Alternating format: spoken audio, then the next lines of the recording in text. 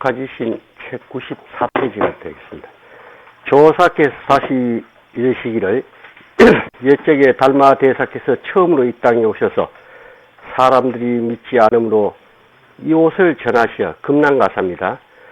믿음의 바탕을 삼음으로써 대대로 서로 이어졌으나 법인즉 마음으로서 마음에 전하여 모두 스스로 깨닫고 스스로 알게 하는 것이니 예로부터 부처가 오직 본체를 전하셨고 여기 이제 원문이 본체입니다. 그 본체를 이제 갈로 안에 마음이라고 이 산승이 그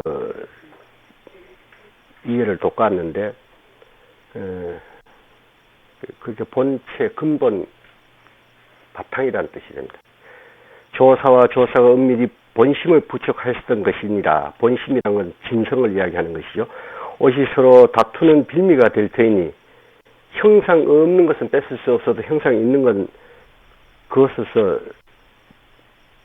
시비를 일으킬 수 있다 하는 것입니다. 그래서 내게서 그치고 더 전하지 말라. 만일 이 옷을 전하게 되면 목숨이 실에 매달린 것과 같게 될 것이다. 목숨이 실에 대령대령 매달렸다는 것은 그마치 위험하고 위태롭다는 뜻입니다.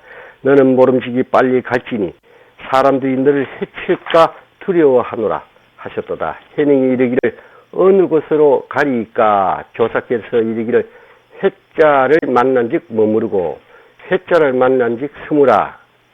해능이 삼경의 의벌을 받아가지고 이르기를 능은 본래 남중 사람이라 산길을 잘 알지 못하니 어떻게 강가 입구로 나가야 하겠사옵니까? 하니 오조께서 말씀하시기를 너는 모름지기 염려하지 말라. 내가 친히 너를 발해주리다 하시고 조사와 서로 헤어지기 위해 곧바로 강 나루터에 이르시니 한 척의 배가 있어서 조사께서 해능을 배에 오르게 하시고 오조께서 친히 노를 잡고 저으려 하시기에 해능이 말씀드리기를 청컨대 화상께서는 앉아 계시옵소서. 제가 마땅히 노를 지었겠나이다 하니 오주께서 이르시기를 내가 너를 건네주기 합당하니라. 해능이 이르기를 미혹했다는 뜻입니다. 어두웠을 때는 스승께서 건네주시었사오나 깨닫고 나서는 스스로 건널 것이 없나이다. 걷는다는 말은 비록 하나이오나 쓰임 같지 않는가 하나이다. 여기 지금 이 말이 우리가 교문으로 하는 말이 아닙니다. 이게 바로 선문인데, 지금 말인즉슨 강을 건너는 것 같고 서로 논하는 것 같아도, 여기 이 가운데는 우리의 마음 쓰임을 지금 이렇게 주고받는 그런 이제 선문임을 이제 아시받는.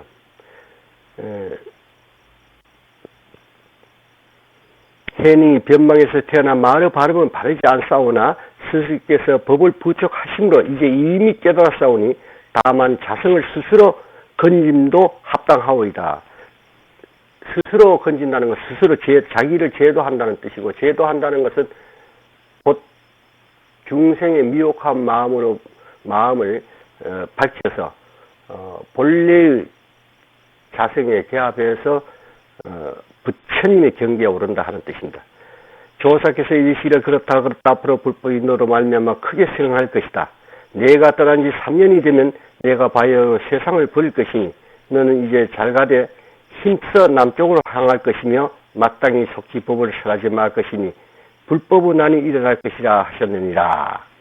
여기 대해서 설명을 다시 한번 드리겠습니다. 석가세존으로부터 마하가섭에게 전해진 이래 제28대조가 되는 달마 대사에 이어서 이 전법이라는 것은 마음과 마음이 인가해서 전하는 것인데 형상이 없는 것입니다. 그러나 이 석가세존 이후에 정계로 이어지는 이 전법, 인가에서 법이 이어지는 법통에는 그 증표로서 금난가사와 바루를 전해왔던 것입니다. 이것이 이제 6조 해능대사에 이르렀습니다.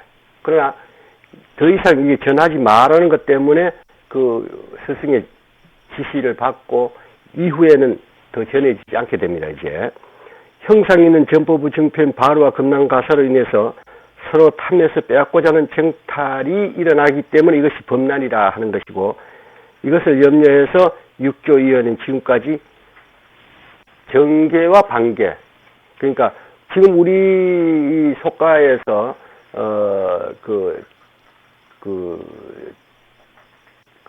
집안에 장손이라는 맥이 이어집니다. 그러니까, 어떤 집의 장손은,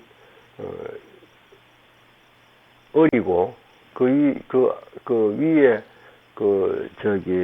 분들은 오히려 연세가 많고, 위탁렬이라도 그 장손의 맥을 이어서 이렇게 내놓는데, 이것이 이제 법에 있어서, 법을 전해주는 데 있어서 그 장손 계열, 즉, 정계가 육조로서 이제 정계라면 그것이 끊어집니다. 이 금난가사를 전해주는 게 마지막으로 해서, 그리고 이제 그 이후로는 이제 그 법이 넓게 펴지게 되는데, 이때 이제 이로써 이제 법이 넓게 유포된다는 건 처음 이 동방에 건너오신 그 28대조인 동방초조 달마대사가 개성으로 이르시기를 한 꽃에 5잎이 펴서 2조, 3조, 4조, 5조, 6조 이렇게 5잎이 펴서 한 꽃에 이제 전체를 이야기하면서도 달마의 선법입니다. 그 법맥이 5잎이 펴서 그 다음 6조에 와서 여기서 이제 넓게 법이 펴진다 하는 이 말씀이 그대로 이제 실현되는 장면입니다. 이게 이때부터는 정계 관계가 없어짐으로써 법을 이은 사람은 누구든지 정계요, 누구든지 반계입니다. 그래서 그 대가 대대로 이어져서 어느 그 선지식의 법맥을 이었느냐 하는 그 법맥의 대와 또 다른 분의 법맥을 이었는 대와 같은 대로서 이렇게 넓게 대가 이어집니다. 6조까지는 13조, 6조 대사가 33조입니다. 그는 오직 그 1대부터 33대까지는 조사가 한 분밖에, 정계 한 분밖에 우리가 그 기록되지 않습니다. 그러나 지금부터는 34대부터는 오늘날까지 내려오면서 같은 대로서의 법맥이 넓게 이렇게 펴지게 됐다 하는 이야기입니다. 전법의 참뜻은 형상이 없는 것을 전하는 것이기 때문에 이신전시입니다. 이것은 전에도 전함이 없는 곧 인가를 이야기하는 것입니다. 그래서 요즘은 그 증표가 6조로서 끊어지고 그 다음에는 그 가풍이나 가문에 따라서 그 스승의 뜻에 따라서 주장자를 전하기도 하고 바루를 전하기도 하고 의바를 전하기도 하고 합니다. 또 그런 것은 전하지 않더라도 전법계만은 전합니다. 그것은 전법계를 전하되 전법계는 공개적으로 전합니다. 은밀히 주는 법이 없습니다. 반드시 증인들이 있는 데서 주고 더구나 증인을 더 세워주기 위해서 자필로 안 쓰고 딴 사람을 시켜서 이렇게 쓰게까지 하고 이렇게 해서 반드시 남기는 것은 전법계입니다. 근데 이 전법계는 그 이전에도 대대로 이 전법계만은 항상 전해져 온 것입니다. 그래서 전등록이나 염송 같은 데 보면은 전법계는 항상 따라 붙습니다. 보면은 이건 이제 여러분 나중에 살펴보시면 그걸 아시게 되겠습니다.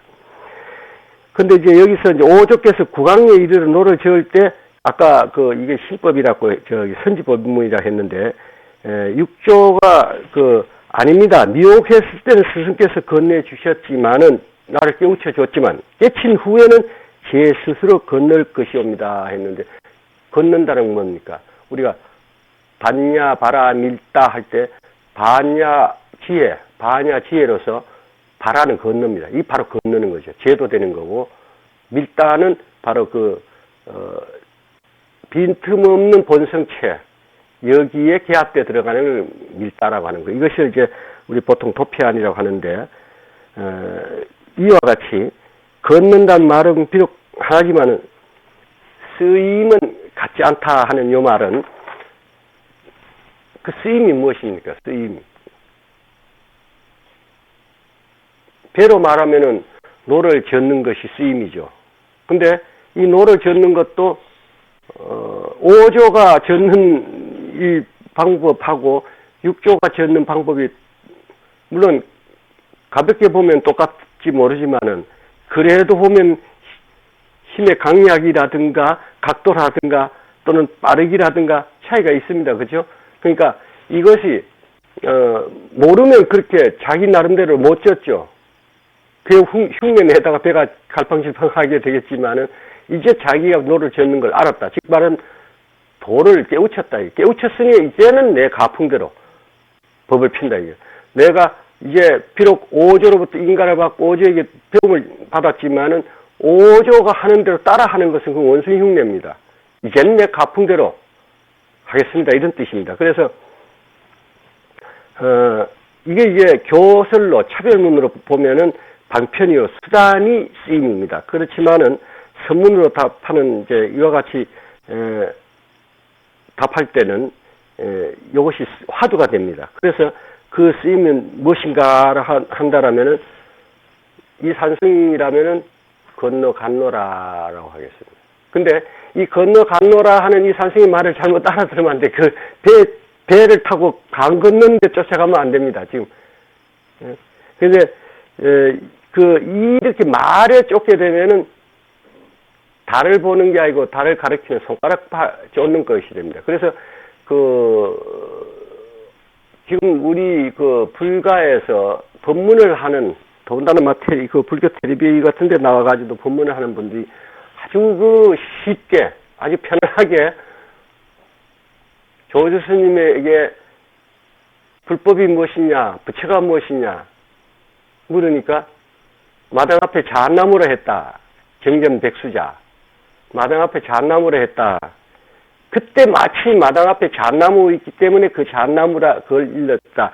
이래서 불법 아님이 없음을 보였다. 뭐 이런 식으로 쉽사리 그 설명들을 하는데 천만의 옷이다. 그럼 이거는 선문이 아니에요.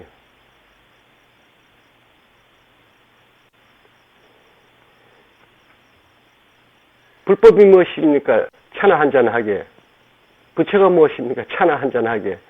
얘 차 쫓아가 버리면은 할로 축계가 돼. 할로 축계는 돌을 던진 사람을 물 줄 모르고 돌을 쫓아가면은 어리석은 개와 같이 돼버린다는 이야기입니다.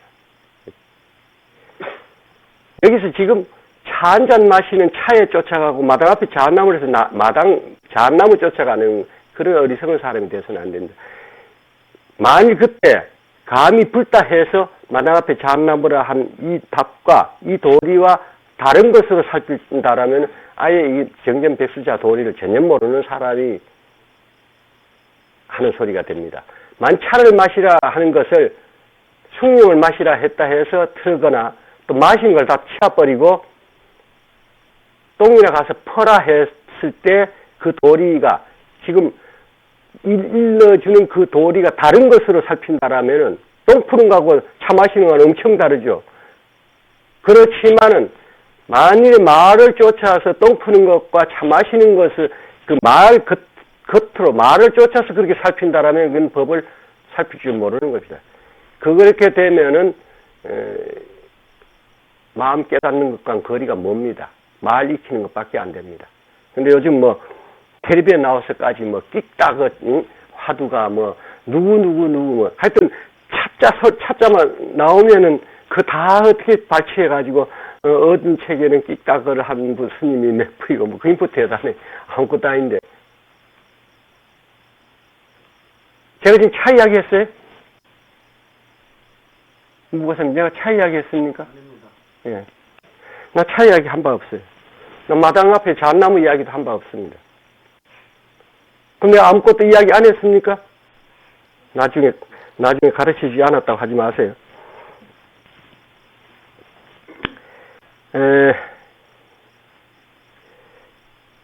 이거는 이렇게 넘어갑시다. 됐고. 다음. 해능이 조사를 하직하고 발걸음을 남쪽으로 향하여 2달 중순 만에 대류령에 이르렀으나 수백인이 뒤를 쫓아와서 이제부터 재밌기 시작하네. 옷과 바루를 뺏으려 하였노라. 한승이 속성은 진이고 이름은 해명인데 사품장군을 지냈으며 사품장군이 요즘 말하면 영광급 되는지 그건 모르겠습니다만은 장군이네. 장군이니까 사품이니까 일품이 별 4개라고 친다면은 한 개쯤 되겠네. 성격과 행동이 거칠고 사나워 적극적인 의욕으로 찾기를 대중의 선두에서 해능을 쫓아왔느니라. 해능이 의발을 큰 바위 위에 던져놓고 이르기를 이 의발은 믿음을 표시한 것인데 힘으로서 다툴 것인가 하고 해능은 불덩굴 속에 숨으니 해명이 다가가서 집어들리고 하시나 움직이지 않는지라 이에 불러 이르기를 행자여 나는 법을 위해 온 것이요 옷 때문에 온 것이 아니옵니다 하였느니라. 사실 해능 행자가 겁나죠. 엄청난 힘을 가진 해명 스님이 쫓아와가지고 잡히면 아주 잡아 죽이듯이 막 헐떡거리고 쫓아왔는데 겁 안 나겠어요? 그러니까 바위에다 옷을 의발하고 그걸 딱 놓고는 풀숲에 숨어 있습니다. 숨어 있으니까 이제 해명이 그걸 이제 기분 좋다 이놈이 놓고 도망갔구나 해가지고 그거 이제 가려고 했는데 이게 꼼짝도 안 합니다. 힘을 주면 줄수록 더 꼼짝을 안 합니다. 그래서 왜 그러냐면 이거는 이 옷은 옷과 의발은 서가모니 부처님으로부터 내려온 것입니다. 이것은 그냥 힘으로 가질 수 있는 거 아닙니다. 이거는 그렇기 때문에 진땀이 난 겁니다. 그래서 마음을 바꿔먹었죠. 행자의 행자 나는 법을 위해 온 것이지 옷 때문에 온 거 아니라고 이제 이렇게 됩니다. 그는 이제 해능 행자는 벌써 도를 깨친 분입니다. 상대를 간파합니다. 그렇기 때문에 지금은 위험한 때가 아님을 벌써 이제 알고 이제 바위 위에 터 앉아가지고 조그만한 게 딱 폼을 잡고 이제 시작합니다. 이제. 그러니까 해명이 절을 하면서 이르기를 바라옵건대 행자는 나를 위해 법을 설하여 주소서. 해명이 이르기를 내가 이미 법을 위해 왔다면 너희가 법을 위해서 왔다면 지금부터 잘 들으세요. 모든 연을 막아 쉬고 여러분도 그렇게 해보세요. 한 생각도 내지 말라. 내가 그들 위하여 설하리라 하고 잠시 있다가 양구한다 그럽니다. 잠시 머무는 걸 양구한다 그러는데 양구는 사실은 입을 열어 설할 것이 없는 그대로의 실상을 입을 연다라면 이게 개구집착이 됩니다. 어긋나죠. 뜨거운 걸 뜨겁다 할 때 뜨겁다는 말은 아무리 해도 있을 듯 되지 않습니다. 참 뜨거운 건 이거 아니죠. 예. 그래서 양구로서 설할 수 없음을 들어 보이고 그 다음에 이제 설하시는 겁니다. 그래서 해명에게 일러주기를 선도 생각 말고 악도 생각지 말라. 정이 이러할 때 어떤 것이 명상자의 본래 면목인가 하니 해명이 말하기에 크게 깨닫고 다시 묻기를 앞서 하신 그 비밀한 말씀과 비밀한 뜻 밖에 도리어 다시 어떤 비밀한 뜻이 있나이까 하여 해명이 이르기를 그대와 더불어 말한 것을 비밀한 것이 아니니 비밀하지 않죠. 말을 했다는 건 비밀이 아닙니다. 그렇죠? 벌써 말을 했는데 어떻게 비밀이 될 수가 있습니까? 비밀이랑 혼자만 가질 때가 비밀인데 벌써 말을 해서 상대가 알게 했는데 이거는 비밀이야. 도덕이 참 도적은 득치지 않을 때 도적입니다. 득치는 도둑놈 해서 죄인이지 참 도둑질을 제대로 하려면 안 득치고 해야 돼. 그러니까 도둑과 같이 지금 말을 해서 상대가 알게 했을 때 노출됐다는 것은 비밀이 될 수가 없습니다. 그러니까 그 비밀은 뭐냐? 노출되지 않는 그것입니다. 그래서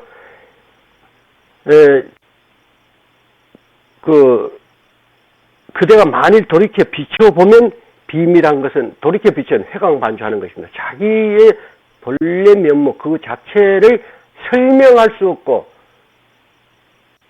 알지 못함을 알 그때에 그것이 참으로 비밀이 된다 이것입니다.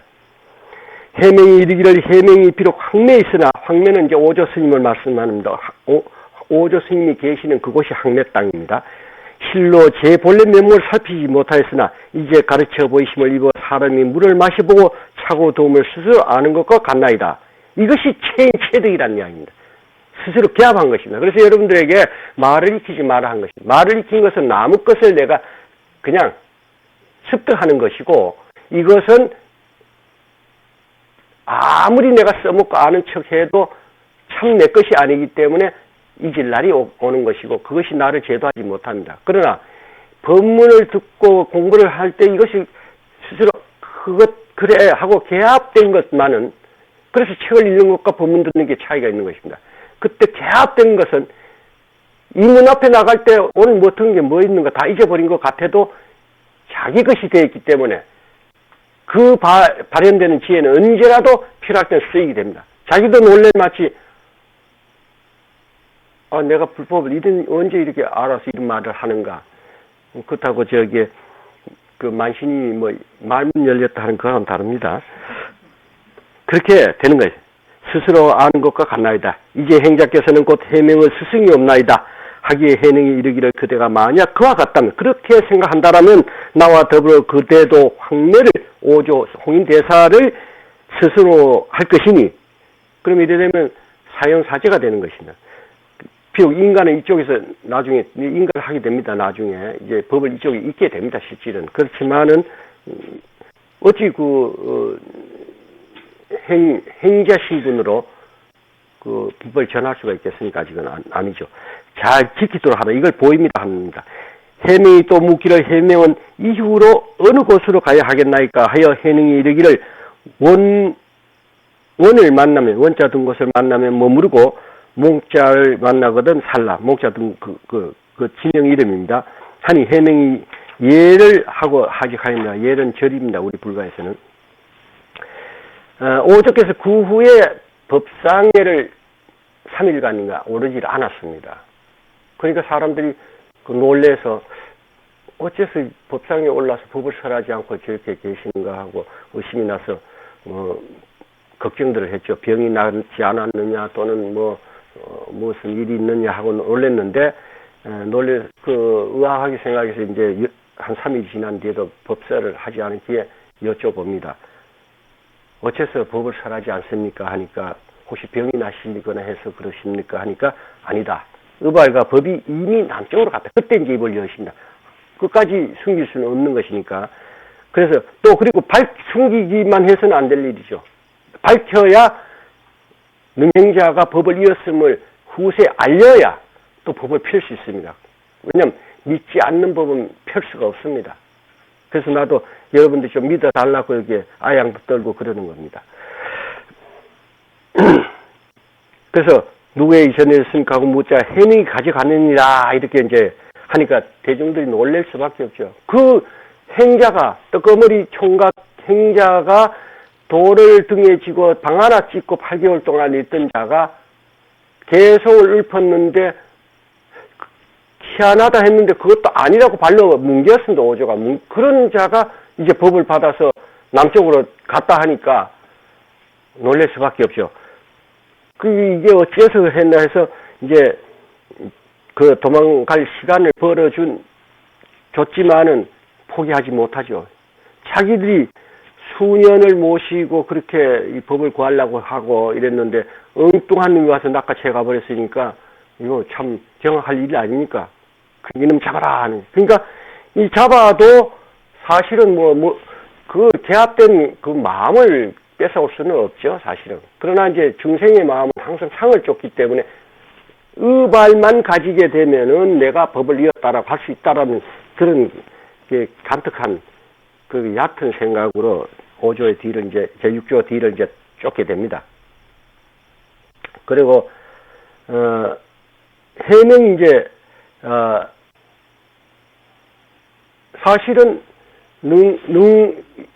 오조 밑에 있어 공부했지만은 자기 마음을 밝히지를 못했습니다. 근데 이 능행자에게서 그 몇 마디 법문에서 깨우쳤기 때문에 스승으로 하겠다는 또 당연지사입니다. 그러나 능행자 입장에서는 아직 성도 아닌 행자 신분으로 법을 자기가 또 전했다라는 건 또 그것도 걸맞지 않기 때문에 오조 홍인대사를 같은 스승으로 모시자고 했고 또 해명이 해자가 같은 지혜자 해능대사와 같은 자를 가졌습니다. 그렇기 때문에 나중에 도명이라고 스스로 이름을 바꿨습니다. 이것이 그 공부된 자들의 마음가짐입니다. 우리 불법은 개천이 뭐니 아무리 자기가 마음을 말을 아는 소리 많이 하고 깨쳤다고 스스로 강조하고 자기를 내세우려 하더라도 그 행위 바르지 못하고 마음을 바르게 못 쓴다라면 그 깨친 게 아닙니다. 그 행위란 무엇인가? 남에게 피해 주지 않아야 됩니다. 나로 인해서 남에게 피해 주고 악한 생각을 일으켜서 남을 해코지 하겠다는 생각을 일으키는 그 마음이 있다라면은 도를 아무리 깨우쳐도 그거는 깨우친 게 아닙니다. 그냥 안 거죠. 깨우친과 안 것의 차이는 그런 엄청난 겁니다. 깨우친 것은 내가 불에다 손을 대본 사람은 본 애기들을 놓고 이야기합시다. 지가 불에 손 대본 애는 뜨거운데 어머니가 손을 끌고 거다가 대줘서 시험하려고 대주려도 울고 손을 빼지 안 따라갑니다. 그러나 알아가지고 불은 뜨거운 거야. 손대. 그러니까 대면 안 돼. 되면 안 돼. 되면 손 대버리죠. 깨우침과 아는 것 차이는 그러한 것입니다. 그래서 가장 공부가 됐나 안 됐나 스스로 점검해 보세요. 말은 그래서 하고 나는 모든 거 응무소주 하는데 머물고 있고 일체를 뭐 공으로 보니 뭐래도 지껏 남한테 안 뺏기려고 한 푼이라도 지 더 가지고 가려고 하는 게 지 욕심이 아직 남아 있다라면 이거 누구 배고픈 누구를 줄까 했을 때 내가 좀 배고프더 내보다 더 배고픈 사람이 있으면 그 사람도 더 먼저 먹어야 되겠다는 그 마음 내지 못하는 사람이 내가 도를 깨우쳤다면 그건 도 아닙니다. 자기 하심이 안 된 사람이 어찌 이 불법 알았다 해가 도를 깨우쳤다 할 수 있겠습니까?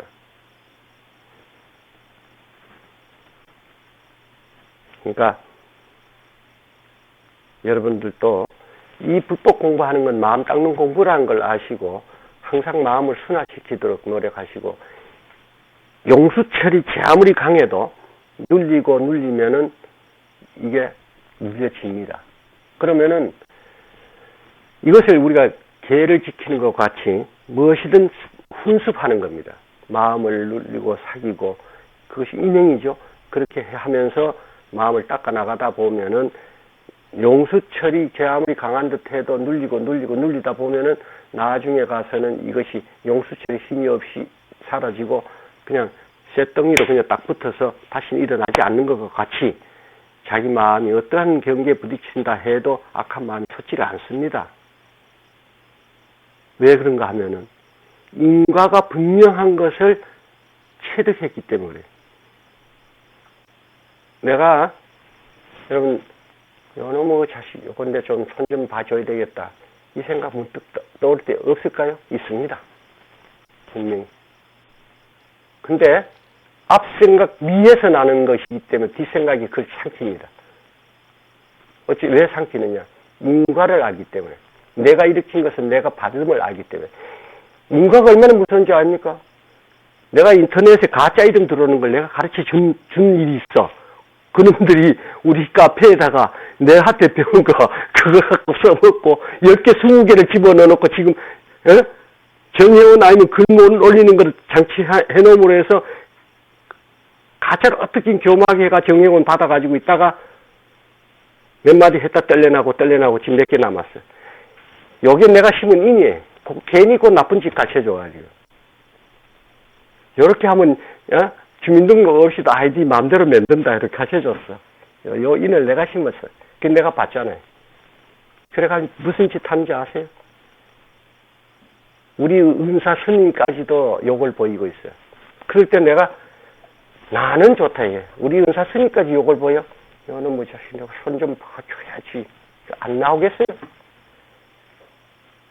이게 어리석임을 그 뒷생각이 삼킵니다. 아니다.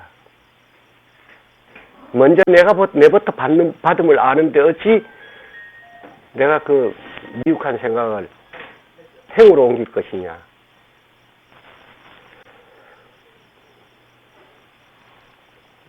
자, 계속 나가죠.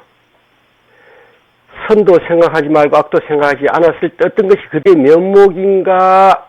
여러분들 이 말 듣고 지금 다 깨우쳤습니까? 그 이 선도 생각하지 않고 악도 생각하지 않고 모든 연이라는 것은 객진번뇌라 했는데, 이것은 객진번뇌라는 건 육근이 육경을 접했을 때에 육식을 일으키면 이것이 모두가 번뇌가 됩니다. 이것이 연이란 것, 닿는 그 조건, 닿는 경계, 이런 것에 마음을 내지 않으면 쉬는 게 됩니다. 이런 것을 심행첨열이라고 그래요. 마음길이 끊어진 것이죠, 이게. 그래서 이렇게 된 그 경계를 깨달은 것이 지금 이 해명인데, 이것을 지금 말라레라는 것은 심행첨열된 그 본체성에서는 불법이라고도 할 것이 없는 그냥 공적한 진공묘의 상태입니다. 그건 불법이라고도 할 것. 그것을 뭐 부처니 마음이니 북성이니 하는 것도 붙일 자리가 아니에요. 그것을 우리가 이름을 붙였을 때 불법이라는 것이 이제 생기는 것이고, 그것을 생각함으로써 생기는 것이지, 그것도 본체니 마음이니 불성이라는 것 생각 일으키기 전에는 법에도 속하지 않습니다. 법은 진리인데, 법이라고 할 때는 벌써 무엇이라고 우리가 생각을 일으켰을 때부터 시작해서 법이라는 것이 있는 것입니다. 그래서 이때 능행자가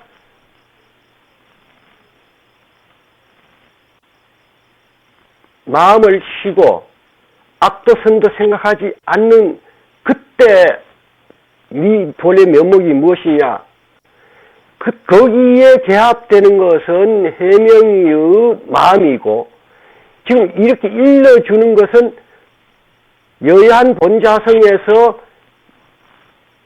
아무 분별 없이 있는 그대로 깨우친 바대로 일러주는 이것이 이생지심입니다. 있는 그대로의 청정자성에서 그대로 일러줄 때, 여기는 분별심이 끊어진 가운데서 일러줍니다. 이건 작용된 것입니다. 작용된 것이 이생지심 한다 하는 것입니다. 이생지심 이전에는 응무소주, 이것은 작용하기 이전 청정한 그대로의 본체성을 이루는 것입니다.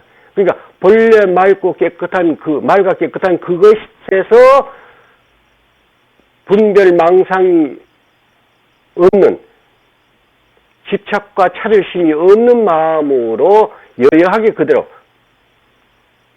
그 청정한 그것과 같은 그대로 쓰일 때 이걸 이생지심이 한다는 겁니다.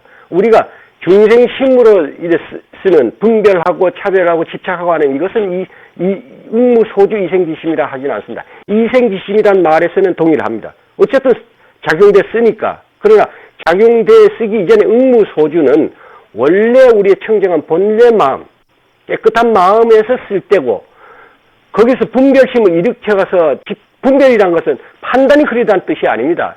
분별이라는 것은 싫고 좋고 너와 나 가르고, 이렇게 해서 내 것과 너 것을 가르는, 이래서 이것을 가름으로서 집착하는 마음이 생겼을 때 이것을 이제 분별심이라 하는 것입니다. 그래서 이러한 마음이 없이 여여한 그대로의 마음으로 쓸 때 응무소주 이생지심이란 말이고, 그렇지 않고 집착하고 분별하는 마음으로 쓸 때는 이생지심이란 용어는 같지만은 응무소주는 그에 해당되지 않습니다. 이건 중생의 마음이 일으켜서 쓰고 있는 것이, 그렇게 그때는 중생심이라고 하는 것이죠. 그래서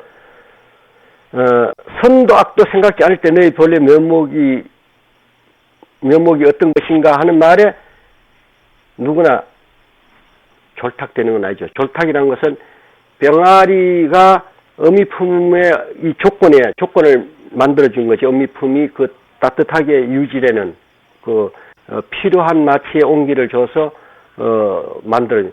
그 어미는 이 자기의 자손이 될 이 병아리가 깨어져 나오기까지는 먹는 것도 삼가하고 말라 비틀어지면서도 이걸 온도를 유지하면서 이걸 품고 있습니다. 그와 같이 역대 조사는 눈 밝은 제자를 길러내기 위해서 쉬어가면서 하지 않았습니다. 배우는 이보다가 가르치는 스승의 마음이 더 간절하고 더 애를 썼던 겁니다. 사실은. 여러분도 그렇지 않습니까?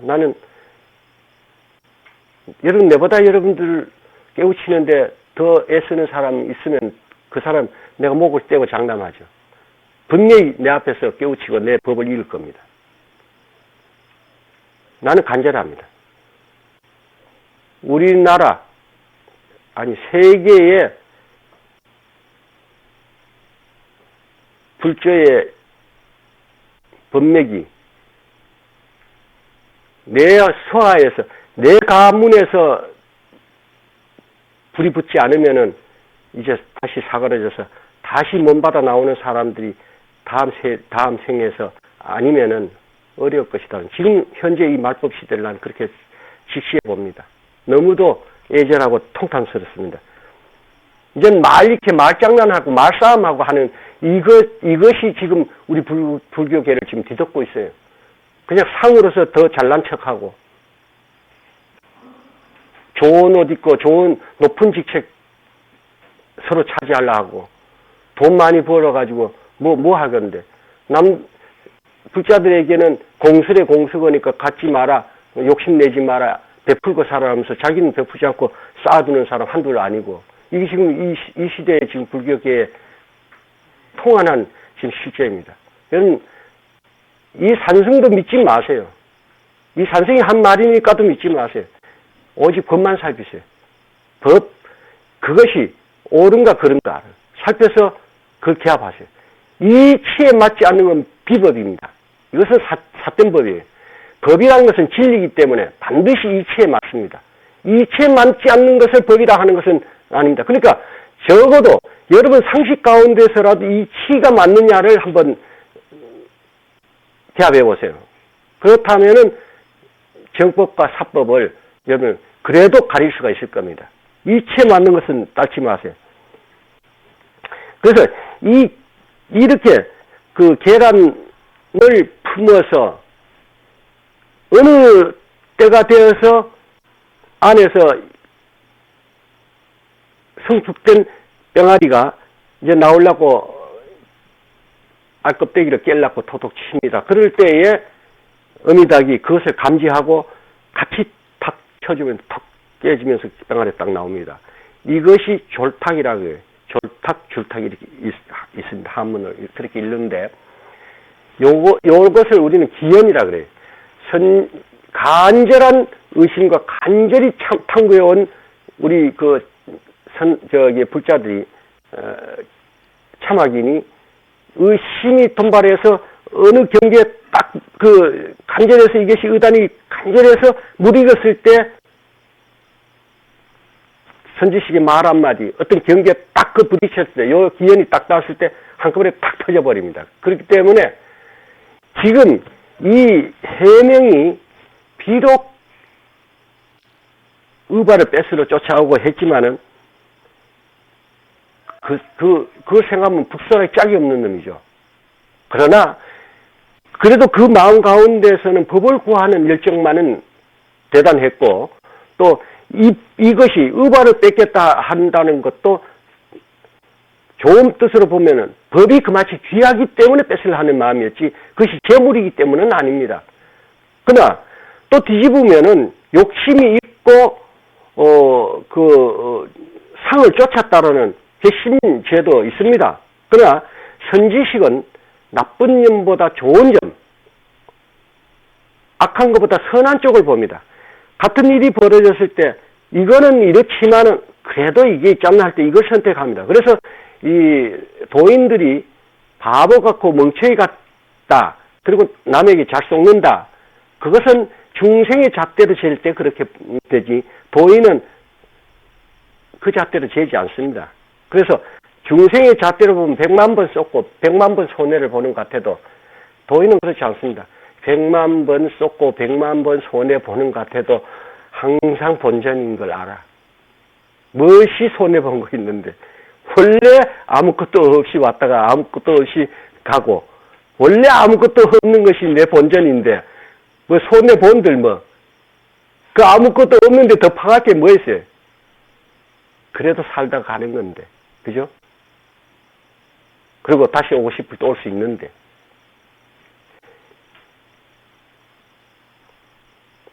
그래서 여러분들도 이 육조에 쪼개줌을 있는 것과 같이 여러분들이 간절하게 도를 구하고자 하는 마음이 간절하고 가르침을 따라서 여러분들이 공부를 해 나간다라면은 그까지 못 이룰 게 뭐 있습니까? 생각이 인이면은 결과는 자기한테 일으킨 자리에 반드시 떨어진다. 여러분 지금 공부를 해 나갈수록 얼마나 불법이라는 거, 인과라는 것이 이렇게 무섭고 정확한가를 여러분들이 자꾸 체득하게 될 겁니다. 참 무서울 정도로 정확하구나 하는 거. 인과가 무서운 겁니다. 아주 정확합니다. 이게 정확하게 떨어지는 겁니다. 선한 생각이 일으키면 선한 과를 받게 되고 악한 생각을 일으키면 악한 과를 받게 되고 반드시 받습니다. 그래서 마음이 청정하고 지혜가 밝은 사람일수록 악한 짓을 못합니다. 악한 짓을 못해서 세속적인 어떤 손해를 좀 보는 걸 중생의 잣대로 갖다 재면 지금 항상 손해보는 것 같고 바보같이 보이지만 절대 손해보는 거 아님을 알고 마음 편하게 삽니다. 중생이 생각할 때 손해본다라는 거 도인의 경계에서는 그걸 손해라고 생각하지 않습니다. 노나 먹는 것을 아까워하지 않고 그렇게 선악 경계에 그렇게 발딱거리지 않습니다. 화를 낸다 하더라도 또 화낼 때 화낼 줄 모르면 바보 뭉쳐야 합니까? 그러나 그 화에 끄달려 있고 화에 묶여있지 않습니다. 그런 차이가 있는 거예요. 밥 먹고 똥 싸는 거에 누가 틀리겠습니까? 해능이 조기에 이르렀으나 또 의발을 뺏고자 하는 나쁜 사람들에게 쫓겨서 이에 사회현으로 해자 드는데 이제 빛이 나지 않습니까? 난을 피하여 사냥꾼들 틈에서 무려 15년을 지내게 되었도다. 때로 사냥꾼들과 더불어 살며 옳은 것을 따라 설법을 하며 그때 옳은 상황에 따라서 이것은 이런 것이 옳고 이런 것이고 이것이 진리고 이렇게 설해준다는 뜻입니다.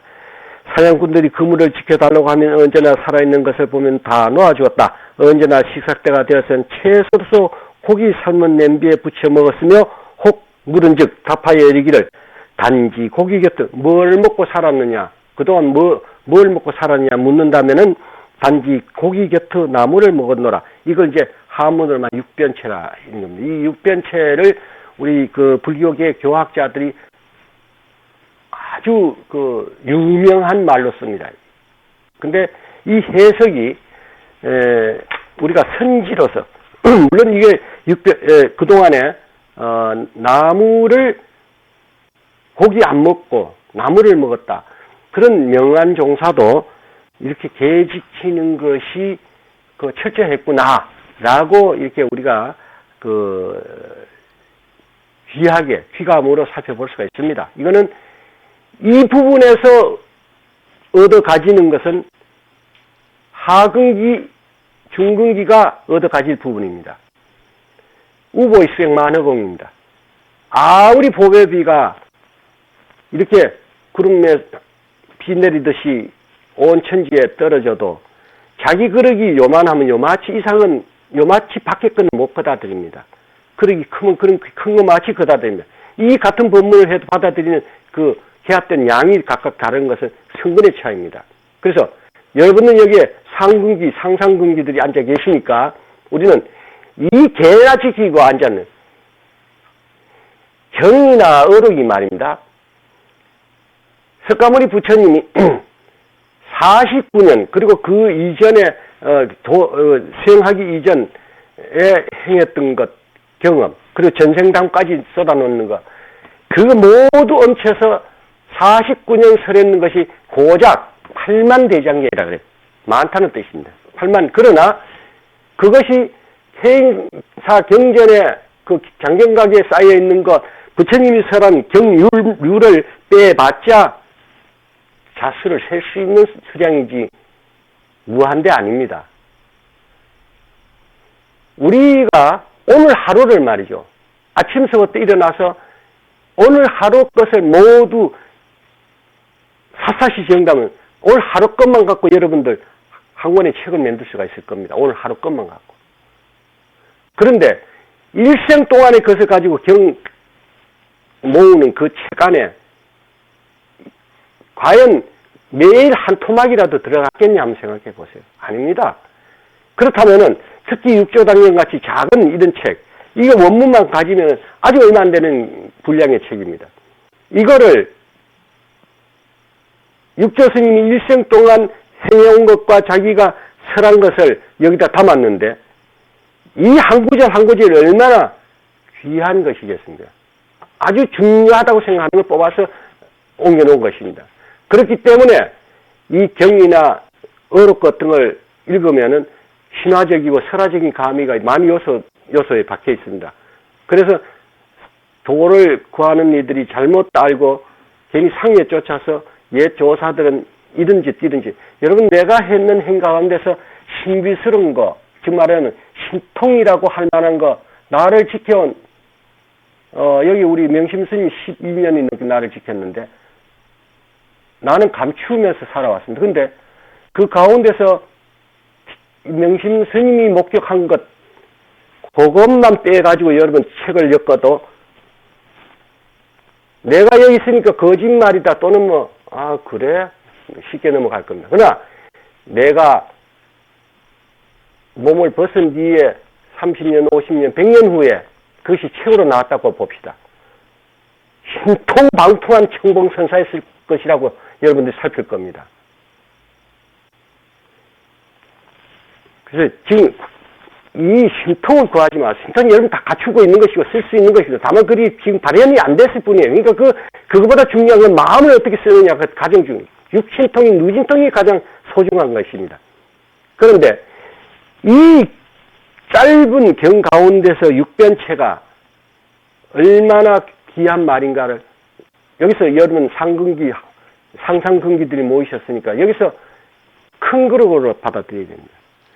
육은 여기서 육변체 고기 냄비에 채소를 부쳐 먹었다면 고기라는 건 중심입니다. 이것은 본체입니다. 그렇죠? 여기에 본이죠. 이 냄비 가운데서 가장 중심되는 본입니다. 여기에 가세에 있다는 것은 이것은 객입니다. 이것이 주라면 이것은 객입니다. 주가 체라면 이것은 용입니다. 주가 주되는 것이 정이라면 이것은 해입니다. 주되는 것이 진저라면 이건 속죄입니다. 이것이 리라면 이건 사입니다. 이렇게 대비되어 볼 줄 알아야 돼. 그러면은 육조스님이 여러분도 잘 알다시피 학교를 다니지 않으셨고 속세 공부, 한자 공부, 글 공부를 못 하신 분입니다. 그러나 육조스님이 자기 나라 말은 잘 알아듣습니다. 그래서 눈으로 봐서는 몰라도 남이 읽어주면 그게 뭔 말인지는 쉽게 알았습니다. 우리 여기 국민학교 안 나왔다 해서 읽어주는 거, 남이 말해주는 거 못 알아듣는 사람이 기머리 아닌다면, 그렇죠? 잘 알아듣습니다. 그래서 이분이 무식한 사람으로만 알지만은 그렇지 않습니다. 육조단경 이 내에서 여러분들이 앞으로 살펴보세요.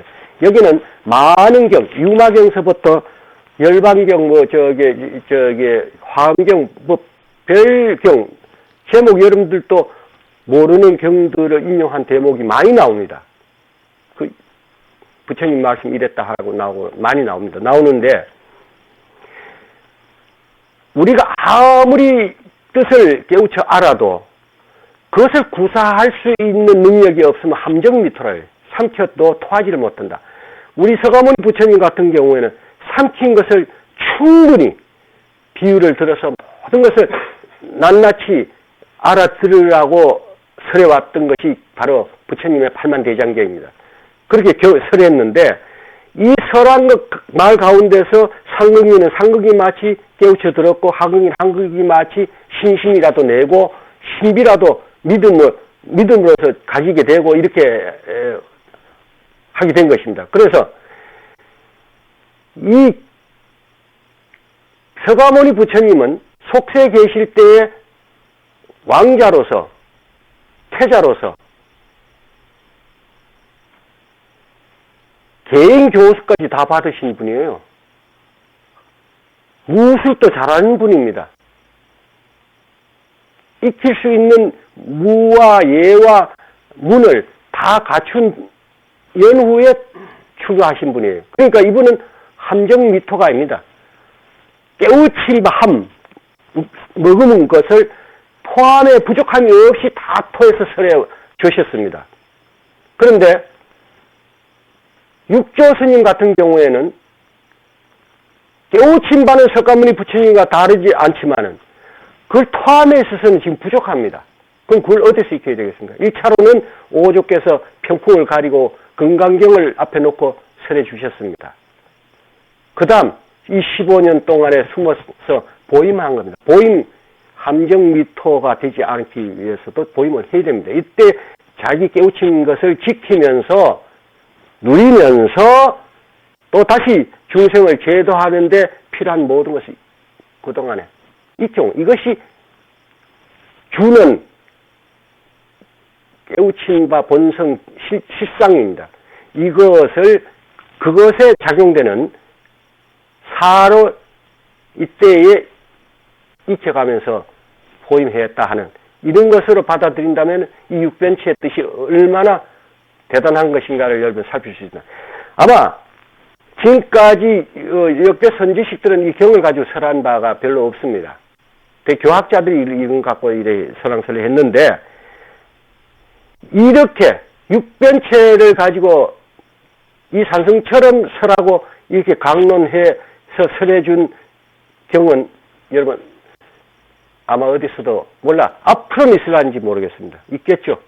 벌써 나온 게 있으니까. 이건 비밀이 아니잖아요. 내일에서 나오기 전이 비밀이었지 지금 나왔기 때문에 비밀이 아닙니다.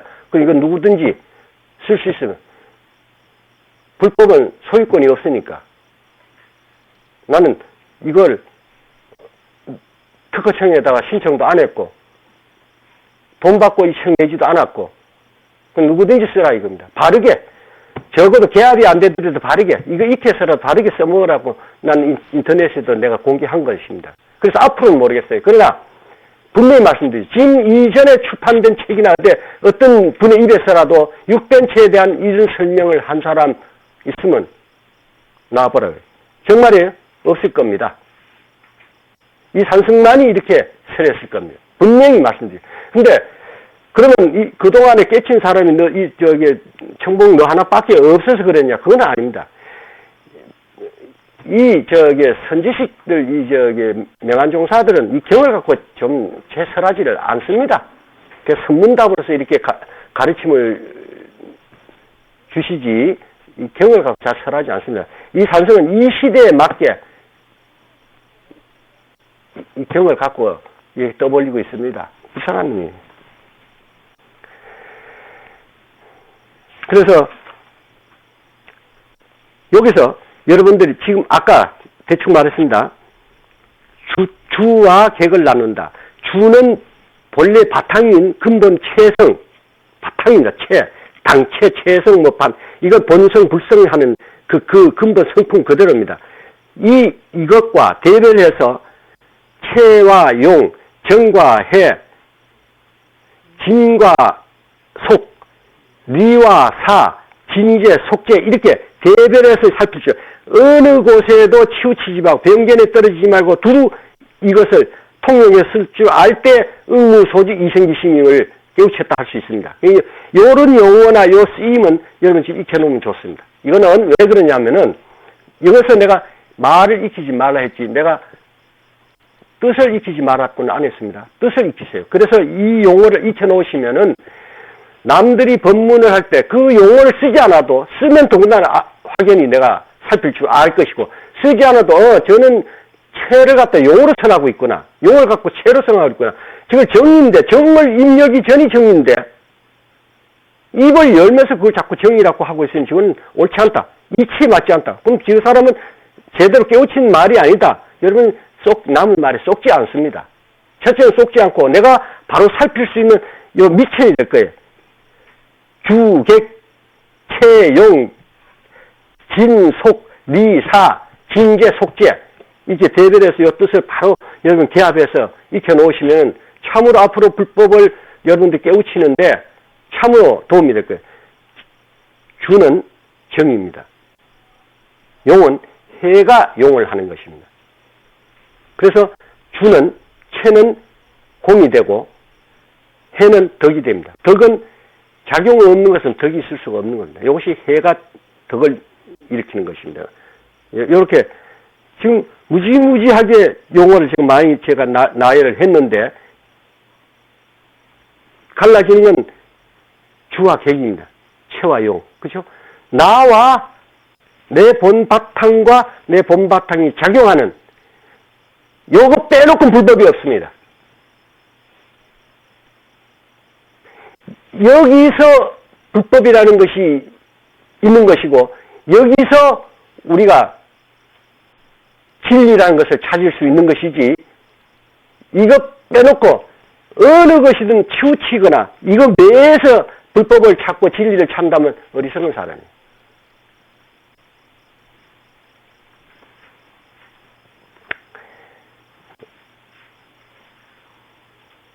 다시 한번 말씀드리죠. 육조 스님 같은 명한 종사도 이런 계를 지키려고 애썼다. 그거는 우리 하근기들한테 넘겨버립시다. 그분 말이죠. 국물도 조금 마시고 그 채소에 묻은 그 진국도 입에 넣고 잡수더라고요. 그러니까 그건 하근기들한테 신심 내는 걸로 맡기고 여러분 이때 보임이라는 것은 함정 미토가 되지 않는 보임을 하셨다. 이렇게 보시면은 주는 벌써 깨우쳤던 거, 벌써 개합된 거 아닙니까? 자기가 능히 지니고 여기서 모든 것이 일체가 발현되는 것임을 참으로 깨우친 분이에요. 그런데 이제는 깨우쳐서 쓰지 못하면 그건 무용지물 아니겠습니까? 써야죠. 우리가 강을 건넌 데는 뗏목을 이용합니다. 건넜으면 뗏목은 필요 없습니다. 그러나 뗏목이 필요할 때 있습니다. 다음 사람을 건너주기 위해서는 그 뗏목을 다시 써야 됩니다. 이것이 용입니다. 이것이 육변에 작용되는 체입니다. 고기를 끓이는 것이 고기 자체를 우리가 주로 본다라면은 고기 곁에 붙어 있는 것 그거 먹는다라면 지금 현재 뭘 먹었냐면 작용을 익힌 살을 습득하고 그것을 굴려 함정미토가 되지 않는 쓰임을 바로 할 수 있는 그러한 것임을 아시기 바랍니다. 그러니까 여러분들은 개는 지킬 필요 없다 이런 말로 또 갖다 또 전하지 마십시오. 그럼 오늘 여기서 마치도록 하겠습니다.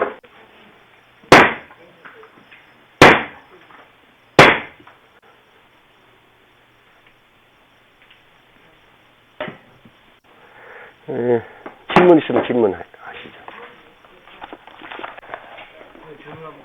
예. 예. 아까 이치에 맞자는 비법이라고 하셨죠. 예. 예. 법은 이치에 비춰본다 하는데 이치는 어디다가 비춰? 선문으로 물었습니까? 교문으로 물었습니까?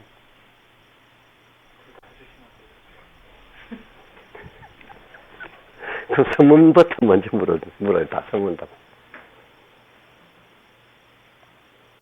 다시 물으면 내가 선문을 답한다.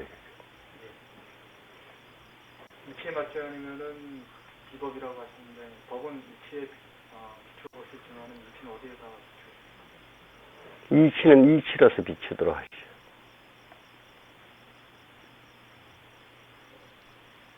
또 사로서 대답해 드릴게요. 다시 물어야 답하죠. 여러분 이 법로라는 게 있어요. 법을 물을 때 아까 그거 답해 주시오. 이렇게 하면 그거는 속인들이 하는 짓이에요. 반드시 지금 묻고 지금 답하는 겁니다. 6조 대사 그때 했는 말 그거 있잖아요. 그거 답해. 이렇게 하면 안 돼요. 법을 볼 때는 반드시 지금, 과거, 현재는 없는 겁니다. 어제 설한법은 정법이고 오늘 설한법은 비정법, 부정법이에요. 왜 그러냐? 어제 설한법은 법이 아니었기 때문에. 법이 아니었단 말이에요. 오늘 설한 것은 법이기 때문에 부정법. 그러니까 항상 지금 묻고 지금 대답. 아까 조금 전에 그거 대답, 이거 이렇게 하면 법 묻고 대답하는 거 아니에요. 반드시 지금 묻고 지금 대답하고. 묻는 것도 그 자리에서 묻는 것이요. 답하는 것도 그 자리에서 답하는데, 요 이치로서 깨뜨려 우리가 살피되, 다만, 거론을 할 때는 너와 나로서 갈라야 알아듣기 때문에 너가 나가 앞산, 안산, 이렇게, 나 아닐 때 이렇게 상대적으로 이렇게 가려서 보이는 것이지, 일어난 자리도 똑같은 자리고, 일어난 것도 같은 것에서 일어난 것임을 알는데, 여기는 과거, 미래, 이런 것은 없습니다. 시간, 공간이 개념이라는 것을 벗어버리고, 오직 지구 한 생각 일으키고 한 생각 일으키는데 응하는 요 자리에서 법을 살펴야 바른 법문답이 됩니다. 그리고 그 다음, 다시. 이치에 맞지 않는 비법이라고 하셨는데, 그 법은 이치에 비춰볼 수 있지만 이치는 어디에다가 우리가 우리 이치에 맞는다, 안 맞는다, 우리가 법리라는 말을 씁니다. 법리. 지금 사로서 대답합니다. 법리라는 말을 쓰는데, 법리라는 것은 어떤 것에 참다운 이치, 이걸 법리라고 하는데요. 법리는 상식을 뛰어넘지 않습니다. 이치는. 예를 들어서 절대적으로 불은 사람을 태워 죽이고 재산을 태우고 해서 나쁜 것이다. 이치에 맞습니까? 아니죠. 이렇게 그것을 강조하기 위해서 이치에 맞지 않는 이런 것은 법이 아니다. 비법이다는 이야기죠. 그것이 상식에 통하고 법리에 통해서 그래, 그건 절대적으로 그렇지라는 것이 통하지 않는 것은 법이 아니다 이런 이야기죠.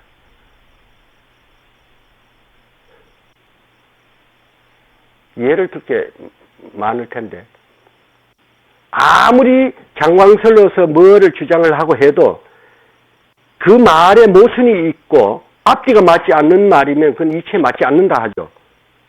그러니까 우리가 그것을 사리에 맞지 않는다 이런 말 쓰지 않습니까?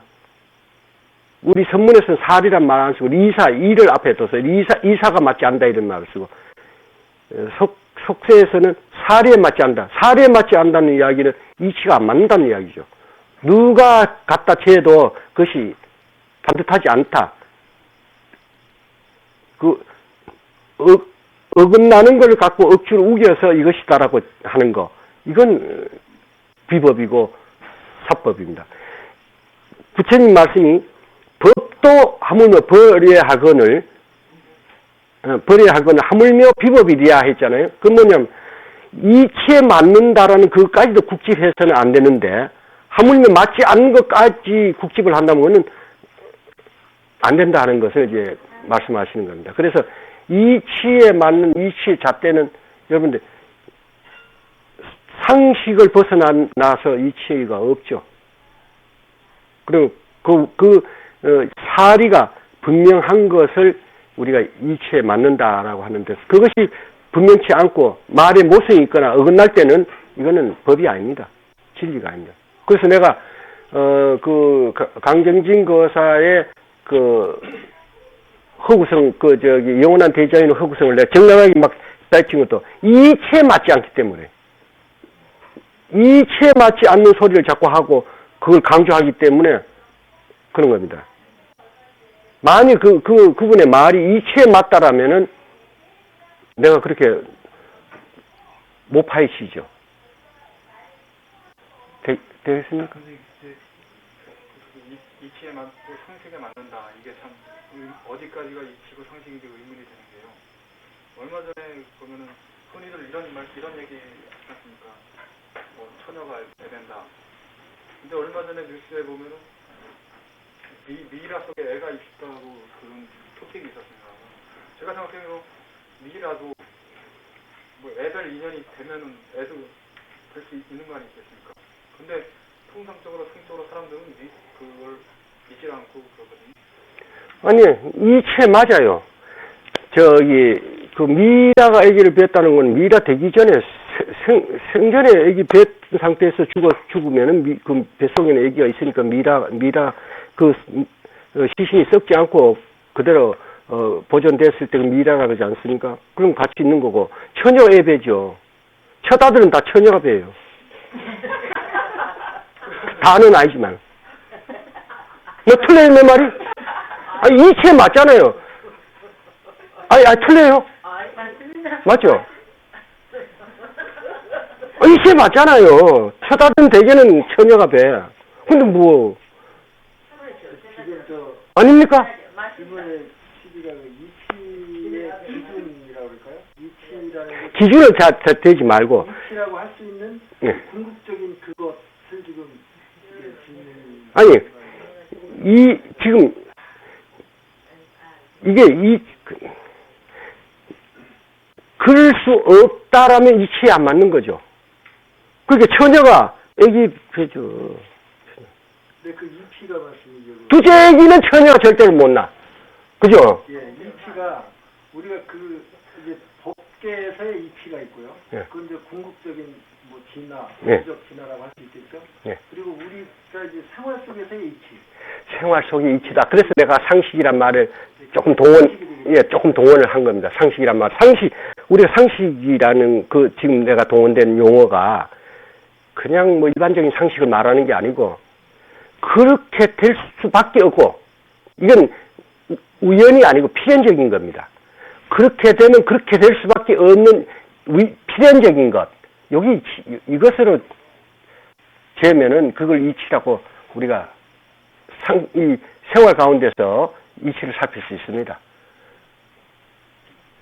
예를 들어서 남자가 아기를 낳았다 하면 돼요. 그럼 이치에 맞죠. 남자가 아기 낳죠. 근데 남자가 아기를 뱄다면 이치에 안 맞죠. 안 맞죠. 바로 그런 거야. 내가 지금 얘를 참 잘 들었다. 멋지네. 예? 그러니까 지금 이치가 이제 이치를 우리가 생활 속에서의 어떤 현상에 대한 이치와 예. 또 형이 사학적인 거. 예, 그런 이치와 형이학적인 이치에 예. 대한 구분도 또 필요한 거. 필요한 게 그건 법의 이치와 우리 중생의 이치. 예.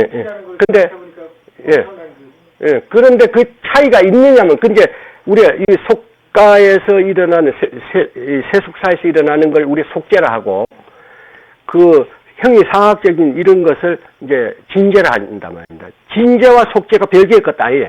깨치고 보면 반드시 일치되는 이치에 맞는 이게 상통해요. 그래서 깨우침이 그래서 필요해. 만일 깨우침이 이 속죄와의 별개의 것이고 속세생활과의 별개의 것이라면 깨우칠 필요가 없어 사실. 그때 뭐하러 깨우쳐? 절대적으로 적응되고 절대적으로 일치되는 것입니다. 그래서 이치에 맞게 돼 있어요. 그래서 남자가 아기를 낳을 수는 있어도 배지는 못해. 남자가 아기를 뱄다면 그거는 이치에 안 맞는단 말입니다. 그 첫 아기가 아기를 낳았다. 처녀가 아기를 낳았다. 말도 안 되면 그건 이치에 안 맞는 거예요. 낳았다 하는 놈이 이치에 맞아. 첫 아기, 둘째 아기가 아기를 처녀가 낳았다. 그건 이치에 안 맞아. 그쵸? 그건 비법이야. 그걸 주장하는 놈은 비법이야. 삿된 놈 아니에요. 거짓말 자꾸 우겨가서 자기 거 말 정당화시키고 합리화시키는 짓 아니에요, 그거. 그러니까 그 사법이고. 처녀가 첫 아기를 낳았다. 그건 정법이요. 안 그렇습니까?